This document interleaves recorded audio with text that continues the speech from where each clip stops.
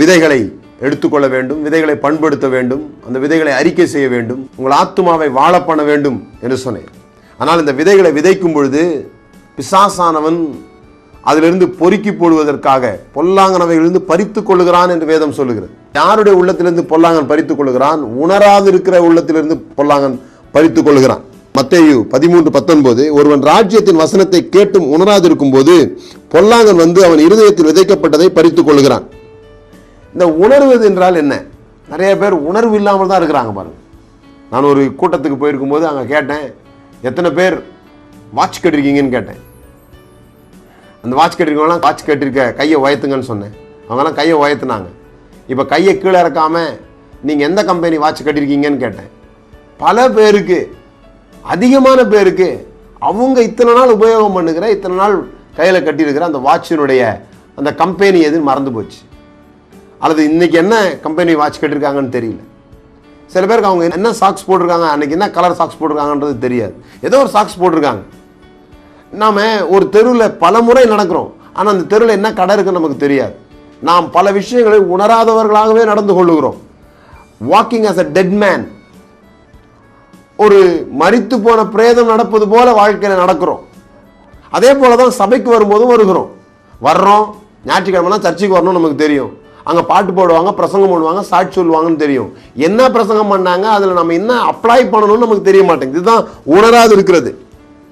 நாம் காதார கேட்டும் உணராது இருக்க முடியும். உணராது இருக்கிறதுனா, ஒரு வசனத்தை கேட்குறோம், போய் நம்ம என்ன முறையில் செஞ்சுக்கிட்டு இருந்தோமோ அதே முறையில் செய்கிறோம். அதான் உணராது இருக்கிறது. இந்த வசனத்தினால ஒரு மாற்றம் நம்முடைய உள்ளத்திலே ஏற்படாதது. வசனத்தினால எந்த மாற்றமும் ஏற்படாது இருக்கிறதுக்கு பெயர் தான் உணராது இருப்பது. ஒரு ஆள் தூரத்தில் இருக்கிறார், அவரை நான் கூப்பிடுறேன், அவர் கேட்கல. அப்போ நான் என்ன சொல்லுவேன், அவர் காது கேட்கல போல் இருக்குது அப்படின்னு சொல்லி பக்கத்தில் போய் தட்டுறேன். தட்டினா கூட அவர் திரும்பல அப்படின்னு சொன்னால் உணர்வு இல்லைன்னு அர்த்தம். நான் தொடுகிறதே அவருக்கு உணர்வு இல்லை, அவர்கிட்ட எந்த மாற்றமும் ஏற்படலை. இப்போ நான் கூப்பிடும் போது அவருக்கு எந்த மாற்றமும் ஏற்படலை, காது கேட்கலன்னு நினச்சிக்கிறேன். கை ஆட்டுறேன், அவர்கிட்ட எந்த மாற்றமும் ஏற்படலை, கண்ணு தெரியலன்னு நினச்சிக்கிறேன். அவரை தொட்டு நான் கூப்பிடும்போது கூட அவரால் திரும்ப முடியலன்னு சொல்லி சொன்னால் அவருக்கு உணர்வே இல்லை என்று நான் உணர்ந்து கொள்கிறேன். ஏன்னா அவர்கிட்ட எந்த மாற்றமும் பார்க்க முடியல. அப்படிதான் நம்மள எந்த மாற்றமும் பார்க்க முடியாத போது வேதம் அதை எப்படி சொல்லுகிறார்? உணர்வில்லாத இருதயத்திலிருந்து பிசாசு எடுத்து போடுகிறான். ஏன் நமக்கு உணர்வு இருக்க மாட்டேங்குது? பல சமயங்களில் பிசாசு வசனத்துக்கு விரோதமாக பயன்படுத்துகிற மிகப்பெரிய ஆயுதம் பாரம்பரியம்.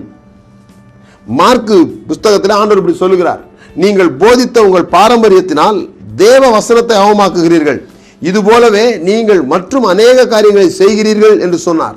மார்க் 7:13 நம்ம அதை வாசிக்கிறோம். பாருங்க, அவர் பாரம்பரியத்தை குறித்து பேசுகிறார். இந்த பாரம்பரியத்துக்கு ஒரு பெரிய வல்லமை இருக்கு. என்ன தெரியுமா? தேவனுடைய வசனத்தை கூட அதால் அவமாக்கி போட முடியும். It can make God's word as powerless. அதுதான் இன்றைக்கு நடந்து கொண்டிருக்கிறது.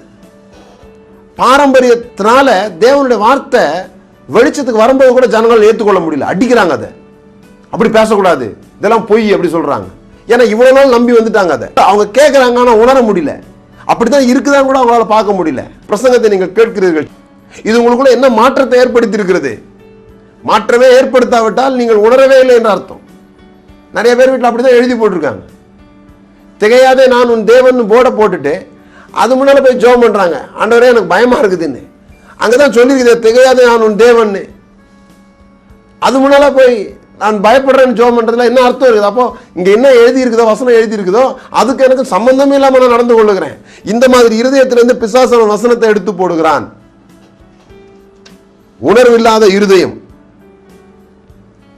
நம்முடைய எண்ணம், உணர்வு, உணர்ச்சி இவை யாவும் தேவனுடைய வசனத்தோடு ஒத்து போக வேண்டும். அதுக்குதான் அறிக்கை செய்ய சொல்றோம்.